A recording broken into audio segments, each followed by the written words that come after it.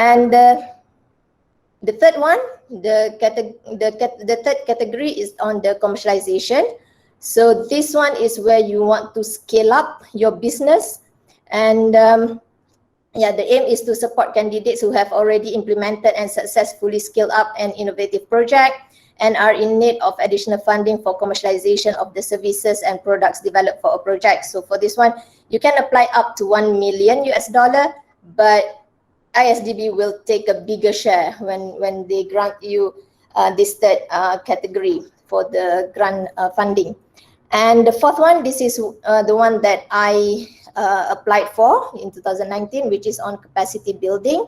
So for this one, they are looking to support governments of member countries in developing their technical and functional science, technology, and innovation capacity to address major development challenges.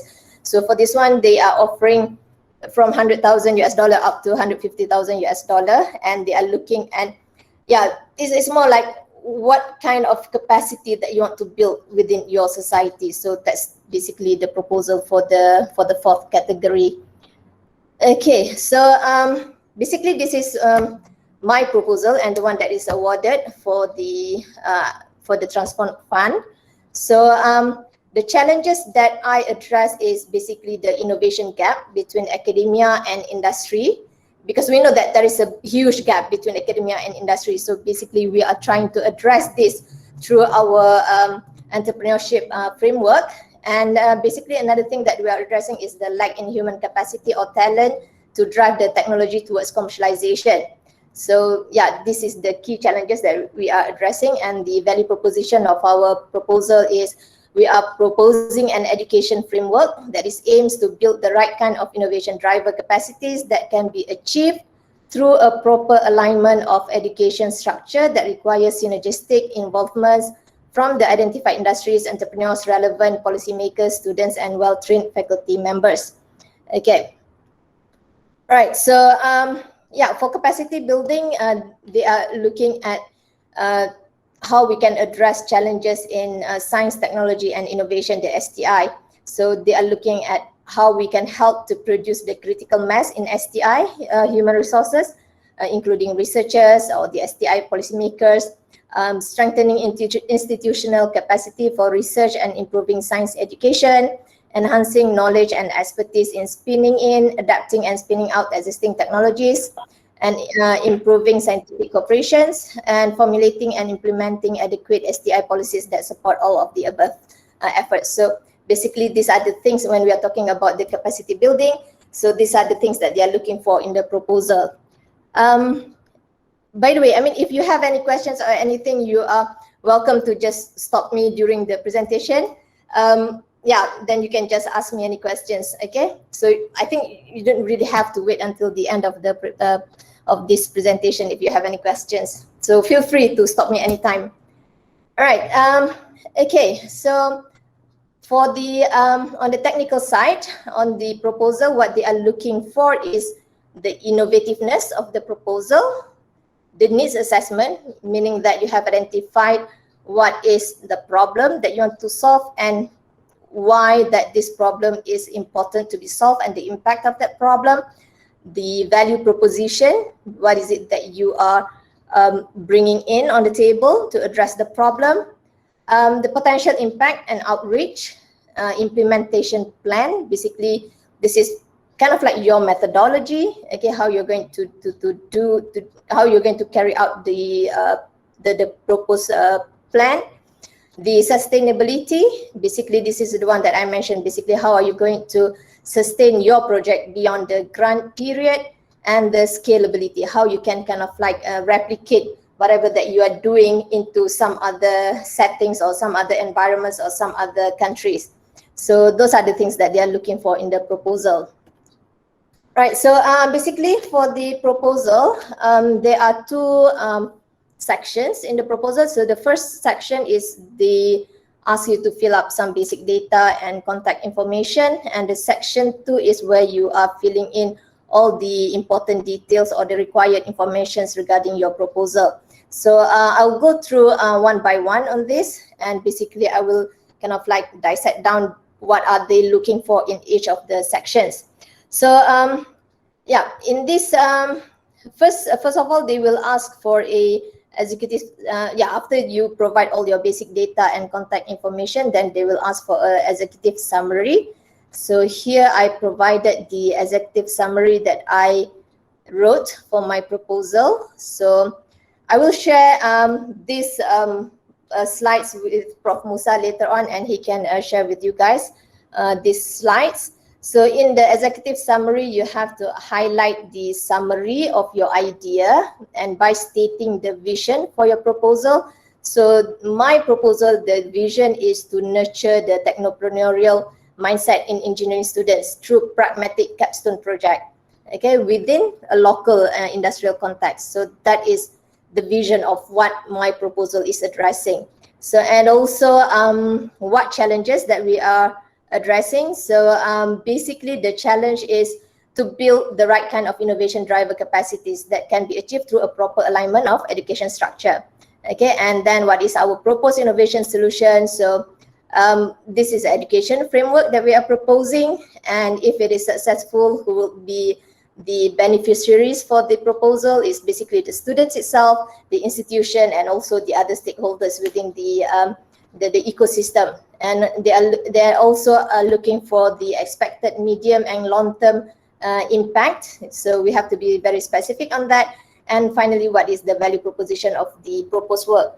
So yeah, if I'm not mistaken, yeah, the executive summary is quite short, which is about 100 words. So it has to be quite articulate and address and kind of like addressing all the things that they are looking for in the executive proposal in the executive summary. Okay, so and then this is still in the section 1. So the next one is they are asking for the milestone and deliverable. So they provided this table, and I think you can just download this table from the form online. Okay, so basically they are looking for what kind of deliverables that you can deliver through this project, and is divided into 2 categories, which is the first one is on the management and the second one is on the technical. So management is more like the manpower, if you have to travel, if you have to kind of like conduct some trainings or workshops, so that falls under the category of management. And for each and you have to specify, yeah, like I mentioned, what is the deliverables that you can deliver under the management category, and what are the milestones. So you can break down, let's say if your proposal is for 3 years, then you can break down in year 1 what would be your milestone 1, year 2 what would be your milestone 2, and so on. Okay, and the second one is on the technical deliverables. It can be in terms of some IP, some module, the training module that can be under the technical category, or it can be if you are going to build some lab or something, that can also be the deliverables as well. So this is, I'm talking about the context of capacity building, yeah. And also again, similarly, you have to list down what are the milestones. So it's best to break down the milestone according to the year. Okay, and then the next table that you have to fill up is this budget. So it's best if you can specify this budget according to your deliverables, as well as, because you have to list down in year 1, year 2, and year 3 how much that you are requesting from ISDB. So yeah, so it's also good if you can break this down according to the milestone that you're going to deliver in year 1, year 2, and year 3, so they can know that if they are giving you $50,000 in the first year, then how are you going to use this $50,000 and what are the things, what are the key things that you are going to deliver in year 1, and so on, year 2 and year 3. So yeah, this is the budget table that you have to fill up. Okay, so those are the section 1 of the grant proposal. Now we are coming to the section 2 of the grant proposal. So yeah, they have 1 A, B, C, D, E, and F section. Okay, so in the first section, section A is basically where we identify the challenges that we want to address. Okay, so you have to state what is the status quo. Okay, what is the current capacity or capability or skill set that's good at a head start for the project. Okay, basically what we have currently, where we are currently, our status. And then we kind of like have to identify what are the gap in the current capacity to achieve the intended vision. So we have to identify where we are currently now, where we want to achieve by implementing this proposal or this project, in between what is the gap that we have to address, okay? And then what are the additional capacities that we intend to build at 3 levels? So they are looking at what capacity that we want to build at the individual level. Like for my proposal, I highlight the capacity that I want to build within the students as well as the lecturers. So it is at individual stage. And then they want to know what are the capacities that we want to build at institutional level. This one I described at my university level. And then the third one is on the environment level. So basically at the whole ecosystem, the whole commercialization ecosystem. So they want to see at each level what are the capacity or the expertise that we want to build in through our proposal. Okay, and section B is where they want to see the innovativeness of our proposal. So they want to see what is our objectives. Okay, it must be well articulated. And then we have to write the proposed activities and how the activities can be addressed to, what are the planned activities in order to address the capacity gaps. So remember that, in section 1, we have mentioned what are the gaps that we want to address. So here they want to see how are we going to address it, what kind of activities that we want to do. And then they're looking for the uniqueness of the innovative capacity building proposal, why it is unique, okay, what's the advantages or the benefits of your proposal.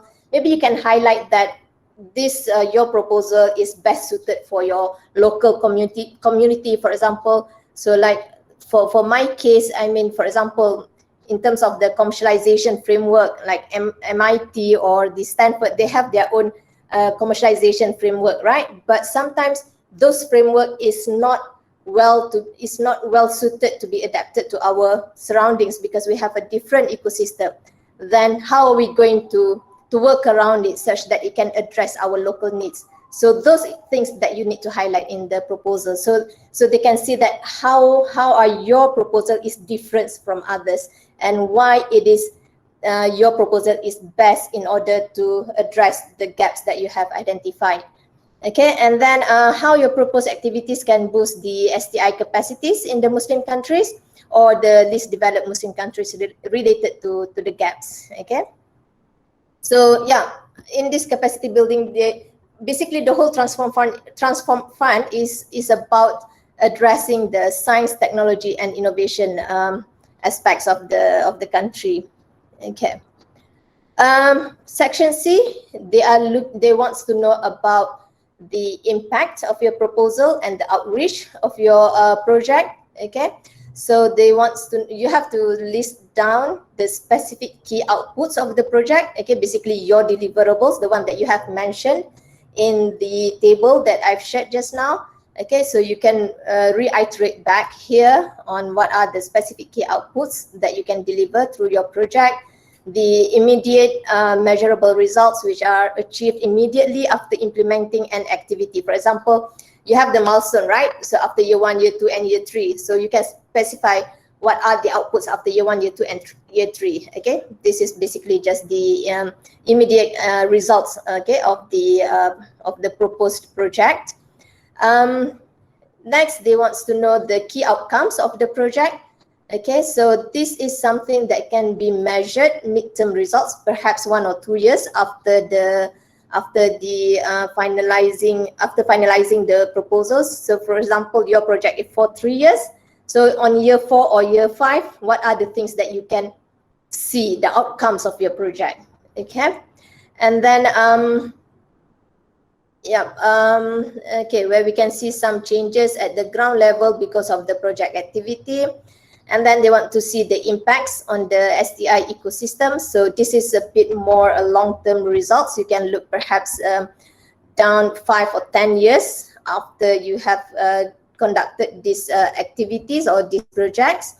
Okay, and yeah, it is something that can be achieved after a few years of the project implementation. So you have to state how you can measure the impact, and then the scale of target group impacted in the short, medium, and long term. And you can highlight the scalability of your proposed capacity building intervention. So basically, in the short term, maybe you can like address the people in your institution. Medium term, maybe you can address the local people, perhaps in the next 1 or 2 neighboring universities. And in terms of the long term, maybe is where you can see that your proposal or your project can be adapted to other Muslim countries in the long term. So those are how you can kind of like highlight how your project is scalable, okay? And then state the capacity improvement that you can provide through this project. Right, so here they want to understand what are the improvements and the impacts that your project can bring to the Muslim society as a whole. Section D, it is where they are looking at the estimated cost and implementation plan. Okay, so this is basically reiterating back what you have filled up in the budget table before. Okay, so they want to know what is the amount requested from ISDB and what is it mainly used for. Okay, again, reiterate what is your main objective of the proposal. And then they want to also to look at what the other contribution from the other donor. So they don't want to be the only one who kind of like sponsoring the project. They also wants to see how your institution are going to also contribute towards this project. So for my case, in my case, for example, is my university, IIUM, the education ministry in Malaysia, okay, the industries, the agencies. So basically you can highlight what are the things that these other partners can also contribute towards the implementation of the project. List down all the expected deliverables, activities proposed to achieve the deliverables, and what are the costs incurred. Okay, so you can see that group activity, the activity A, what are the things that you want to do and what is the cost incurred, and how much that you're asking from ISDB and how much that your institution will cover, something like that. Okay, and highlight how various stakeholders are involved during the implementation and what are their role. ISDB support under this category, as I mentioned, they will not cover the total cost of the proposed capacity building intervention, as it is considered a contribution, just a contribution to the total cost. It doesn't matter if you mention that ISDB is going to cover, let's say, 80% of the total cost, and you can kind of like justify that your institution can cover the other 20% of the cost. So the cost, it can be, you can say that, oh, okay, some other lecturers are going to contribute as well, so this much manpower that is covered by the university will amount to a certain cost. So that is the institution contribution, for example. Okay, so, and also like, let's say if you're going to use a ready lab that is available at your institution, you can also consider that as one of the institution contribution. So it doesn't necessarily have to be like a monetary contribution from your institution. It can be in kind. Okay, but ISDB wants to see some of those aspects in your proposal. Okay, and section E, they wants to look at the sustainability of your project. So what is your strategy to ensure the continuation of the project beyond grant period? So as I mentioned, let's say if your proposal is for 3 year long and they will just provide the grant up to year 3. So they want to see year 4 and onwards, how you're going to continue your project without the grant money. So those are the things that you have to show the plan in year 1, year 2, and year 3. So you have to build some traction and you have to kind of like show the plan that, okay, after we have done this in year 1, year 2, and year 3, by year 4, we are already available to get some other funding, or your project is already self-sustained. Then you can get some other kind of like money to kind of like continue your project in year 4, year 5, and so on. Okay, and yeah, how you embed the strategy in the proposed activities and capacity building intervention. Highlight your strategy such that the intended long-term impact can be successfully achieved. And it will be strong if you have commercialization strategy embedded in place. So yeah, again, this is on the sustainability of the project itself. And the proposal it should not be treated as a one-off effort. So they don't want to see that, okay, after the grant has been fully utilized, then khalas, no more project. I mean, it will not continue. So they don't want to see that. They want to see the continuation of your project. Okay, and finally, they want to see on the scalability. So scalability is basically how you plan to grow your proposed project. Okay, so for example, in my case, if let's say during this during grant period, I'm going to implement it within my institution, then how do I plan to apply this to some other institution or some other countries? So they want to see that. Okay. For example, you can widen up the scope, or widen up the target impact group, or you can show how you can replicate the project in other region of Muslim countries or the least developed Muslim countries. And how is your growth plan is embedded in the proposed activities. They want to see how you're going. They want to see the plan in this proposal. Okay. And also you have to show that the proposed project is scalable. Okay. Again, you have to show it in your write-ups. Okay. So yeah, so those are the 6 items that they are looking in your proposal. So in each sections, you have to write up till 250 words. Okay, that's the words limit for all the sections inside this proposal. Okay, so 250 words is not that much. So yeah, it's quite a challenge on how you can kind of like articulate your proposal such that you can fit in this word limit. Yeah. Okay, so yeah, basically that's the end of the slides that I have here. Yeah, any questions?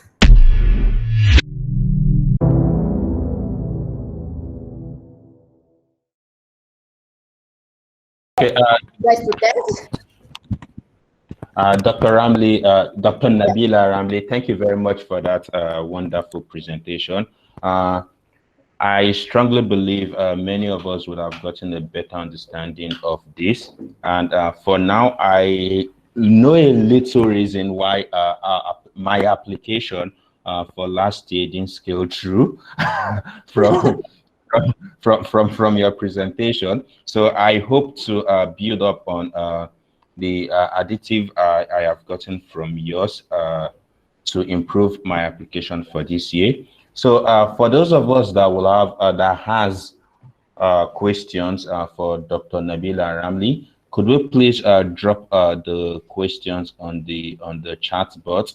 We will pick it up from there. So I'd just like to not reiterate what Dr. Nabila has said, but just to give us some insights on the application. The application has been open since 1st of April, and it will be closing on the 31st of May. So we have more or less like 15 to 16 days to go. So for those of us that are interested, I think it's still a number of time for us. We still have ample time to nail our ISDB proposal. And also just to reassure us that this meeting is being recorded, and a processed video of the entire presentation will be shared on our group's website, aarg.com.ng, and with the permission of Dr. Ramli, sure, we may share our slides also on the website. So for those of us asking how do, and also on the site, you will also have our previous engagements with respect to capacity development.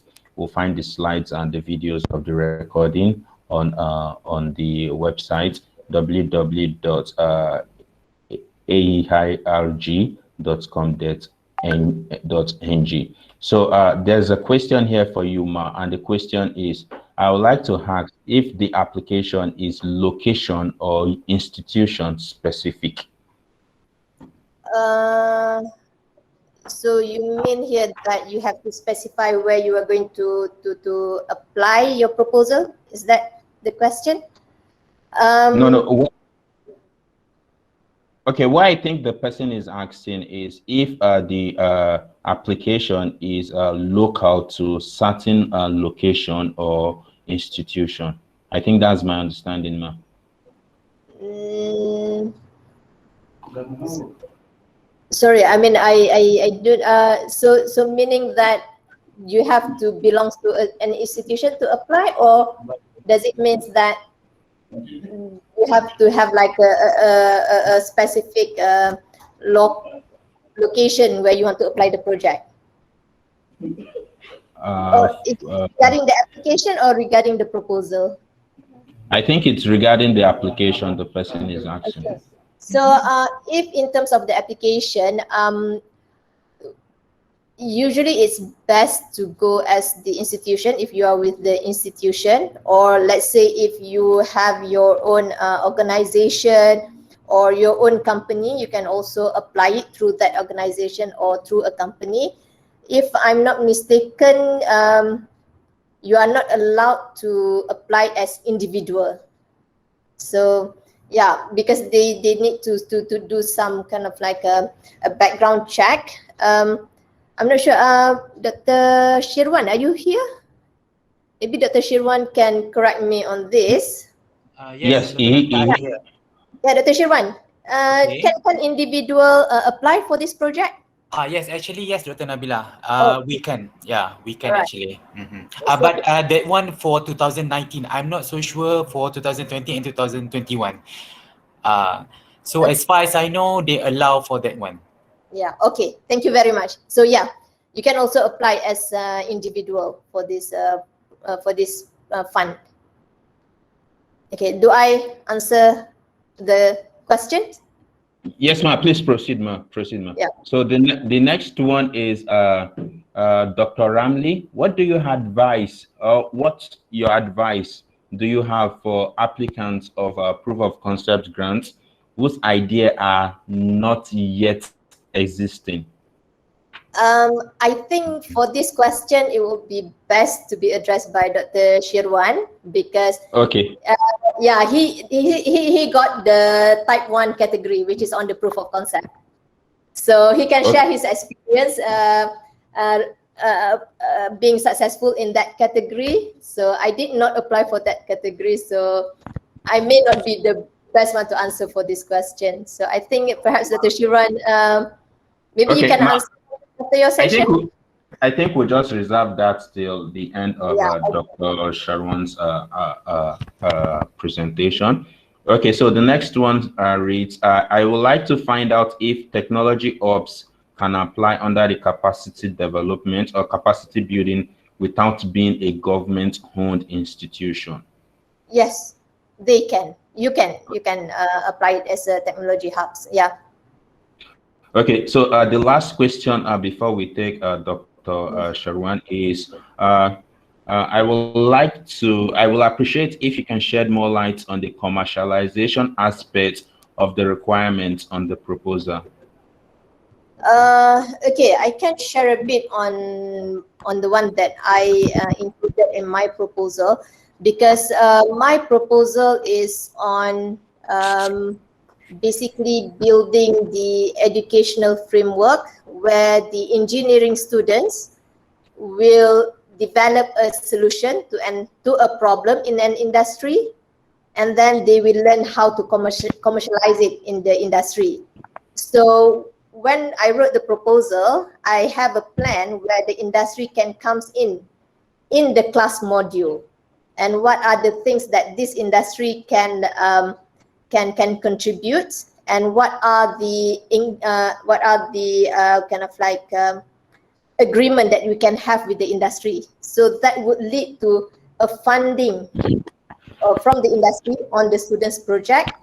And let's say there is a commercial potential on this project, then how do we agree beforehand in terms of the equity of that startup, for example? So yeah, so those are the commercialization aspect that I include in my proposal. So it's in terms of, because my proposal is about developing the technopreneurship. So students are going to build up a startup. So we as an institution, how do we plan that to happen, and how do we have like some sort of interest in that startup that can bring the value back to the institution.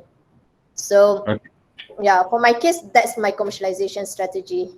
Okay, thank you very much, ma'am. And the last question before we take Dr. Sharwan is, please, is this religion selective? Religion selective,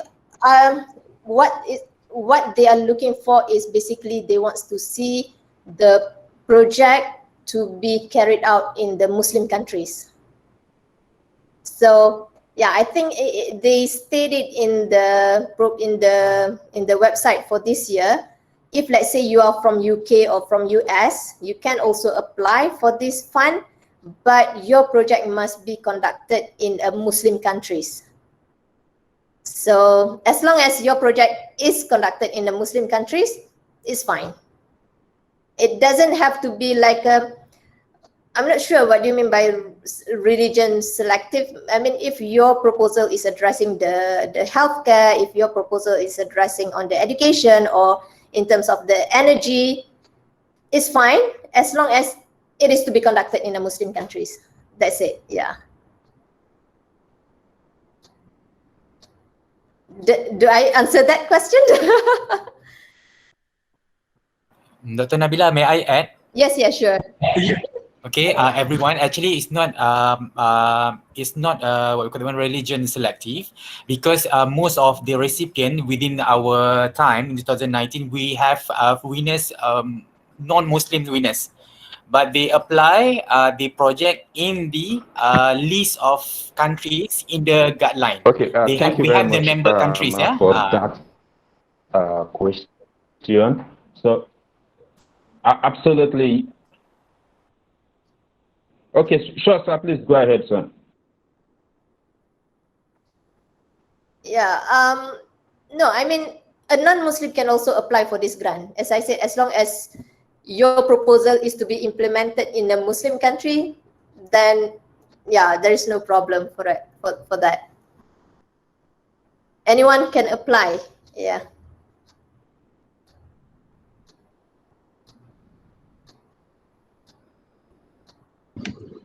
Okay, thanks a lot for the clarification. Let me just add that what the answer Dr. Nabila provided is that you are to be from the approved country, which we call ISDB countries or ISDB approved countries. And mostly it has to do with LEDs, that is least development or development countries. Just check the countries and you can apply. And then, Doctor, we have also been told that non-Muslims can apply. So it's not religious or religion selective. Thanks a lot. Thank you very much, Prof. Musa. Hello, ma. Yes, this is Tolha. Yes, anyone from the call, anyone can apply. The only requirements required is you must be from one of the IS.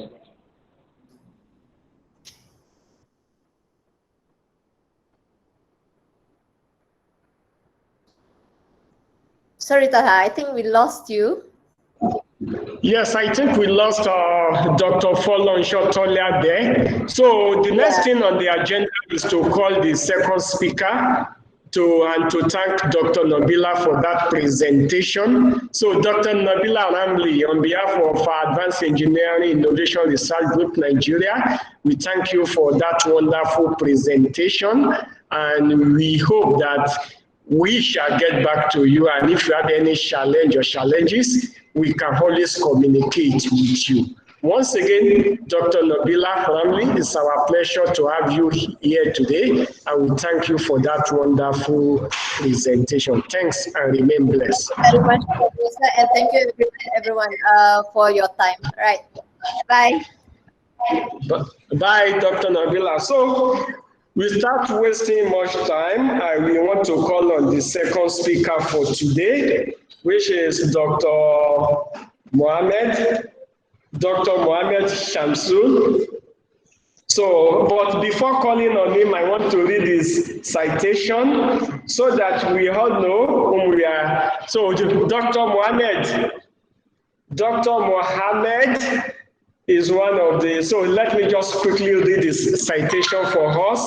So Mohammed Shamsuan Abdullahi Sani obtained his PhD in Halal Product Science from University Putra, Malaysia.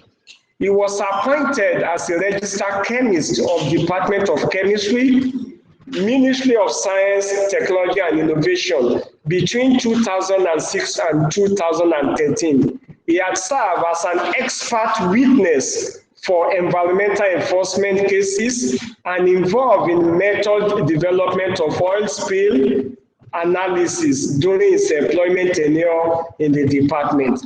He is actively involved at the